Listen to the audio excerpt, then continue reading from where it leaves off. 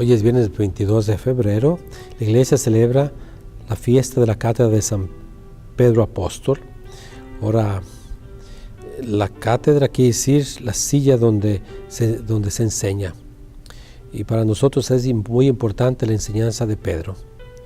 Y hoy celebramos pues, su trabajo que Jesús le deja como maestro de la fe. De ahí viene la palabra catedral, que es la iglesia del obispo. Es Jesús que le confía a Pedro, le confía a su iglesia, al final de cuentas. Pedro es el primero que confiesa la fe en Cristo Jesús. Pedro es el primer testigo de la resurrección. Pedro es el que da unidad a la comunidad cristiana. Por eso los antiguos decían, donde está Pedro está la iglesia. Y en Pedro, en sus sucesores, la iglesia vive esta comunión con todas las diversidades culturales, a través de los tiempos, la diversidad de las lenguas. Nosotros los católicos debemos estar orgullosos. Somos la grande iglesia, somos la grande mayoría de los cristianos. Somos más de 1.200 millones de cristianos. Somos más como 60 o 70% de todos los cristianos que hay en el mundo. A veces la gente piensa que nosotros los católicos somos poquitos. No, somos la grande mayoría. Y dirá alguien, no somos cristianos. Sí, nuestro nombre verdadero somos cristianos. Y para distinguirnos de los demás, somos católicos. Y nuestro centro de unidad es en Pedro. Jesús le da a él las llaves del reino de los cielos. Jesús le da a Pedro el liderazgo de la iglesia.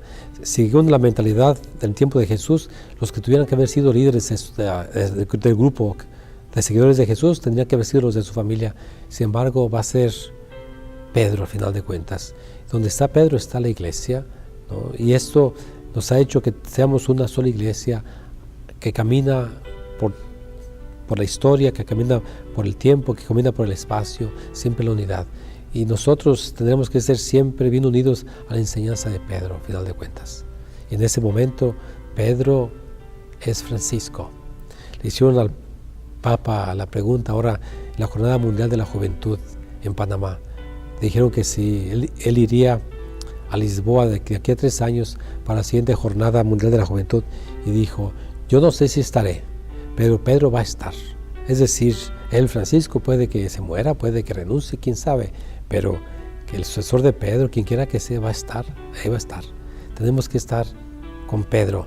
Y se fijan todos los días en la Santa Misa, todos los días en las oraciones eucarísticas, siempre decimos con el Papa y con nuestro obispo. En este caso, con el Papa Francisco y para nosotros aquí en Houston, con nuestro obispo Daniel, en comunión siempre con Pedro.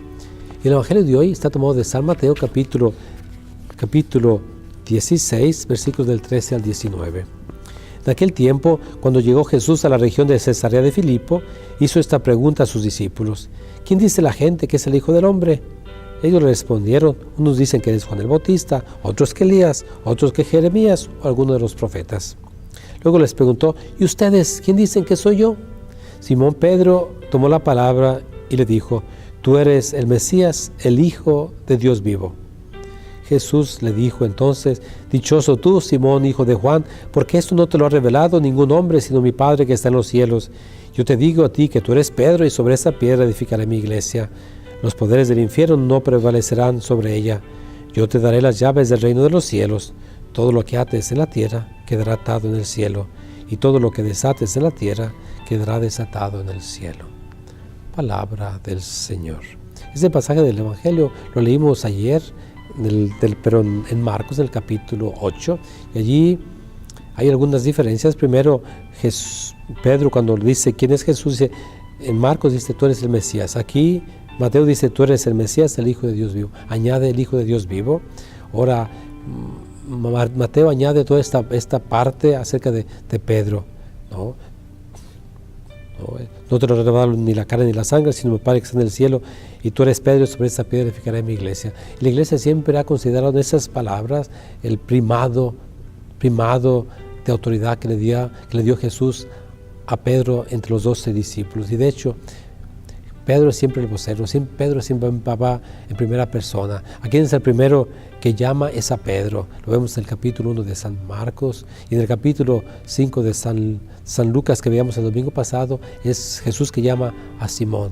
Al final de cuentas, es Simón. Y Pedro, que es una persona que es capaz de dar la vida por Jesús, pero que no es tan fiel a veces, que duda, que pues niega a Jesús, pero es capaz de entender su error, al final de cuentas, y de pedir perdón.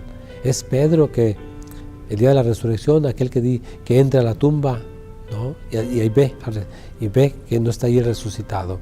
Es Pedro que en el Evangelio de San Juan, del capítulo 21, Jesús lo dice: Pedro, ¿me amas más que esto? Es Pedro que al momento de elegir al sucesor de Judas dice, es el que toma la palabra. Es Pedro que hace el primer discurso de Pentecostés, a final de cuentas.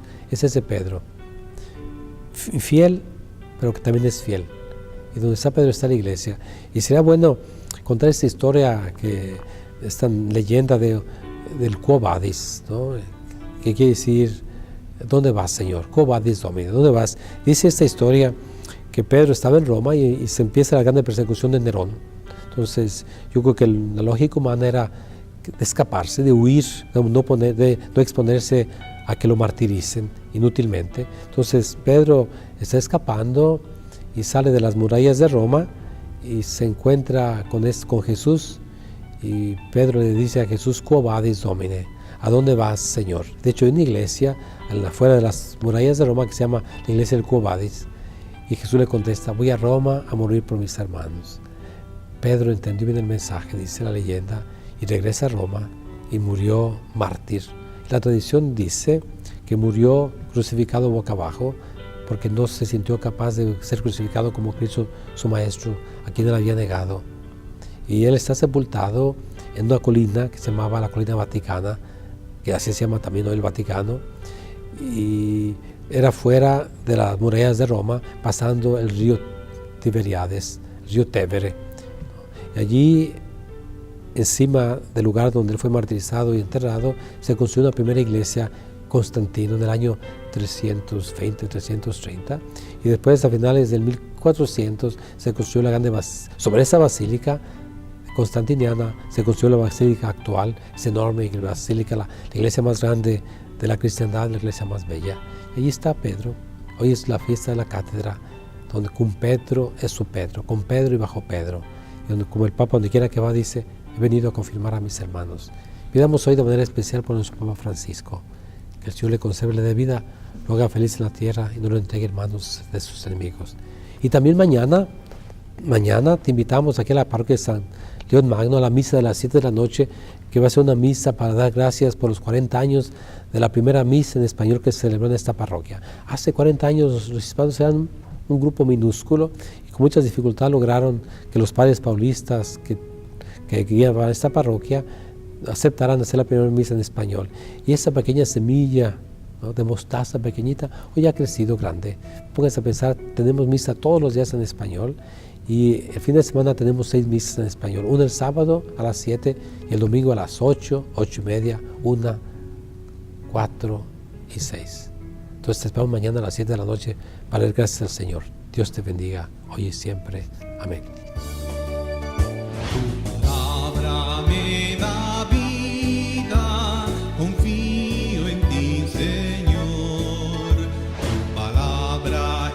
Eterna, en ella espero.